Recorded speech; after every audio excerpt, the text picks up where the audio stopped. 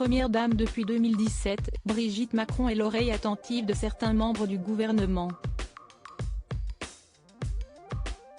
À tel point que l'épouse d'Emmanuel Macron est très courtisée par les proches de son mari. En 2017, la vie de Brigitte Macron a changé du tout au tout. Épouse d'Emmanuel Macron, élu président de la République, elle devient ainsi première dame.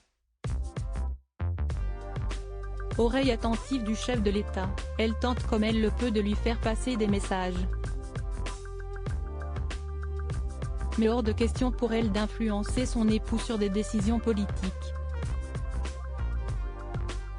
Un constat partagé par certains politiques, comme François Patriat, patron des sénateurs Renaissance.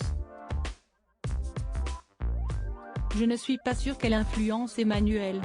Mais quand elle dit quelque chose, il en tient compte, confie-t-il à nos confrères du Parisien.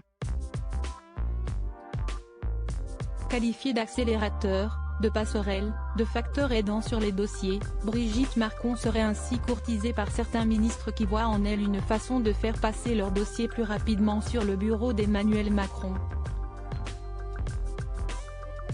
Ces membres du gouvernement que Brigitte Macron apprécie grandement ainsi. Parmi les membres du gouvernement, certains hommes et femmes politiques sont devenus très proches de la première dame. Elle apprécie Éric Dupond-Moretti, justice, et Sébastien Lecornu, armée, qu'elle reçoit parfois à déjeuner, précisent nos confrères. Ce dernier est particulièrement apprécié par Brigitte Macron. Il la fait rire. Si est aussi l'un de ceux qui disent la vérité à son mari. Cela compte pour elle, est-il ajouté. L'épouse d'Emmanuel Macron serait donc très attentive aux proches conseillers de son mari. À tel point qu'elle n'hésite pas à prendre des nouvelles de certains. Quand on se voit, lors de déplacements officiels, elle demande toujours des nouvelles de ma famille, raconte la secrétaire d'État à la biodiversité Sarah El Haïry. Installée dans l'aile Madame de l'Élysée, Brigitte Macron reçoit des ministres.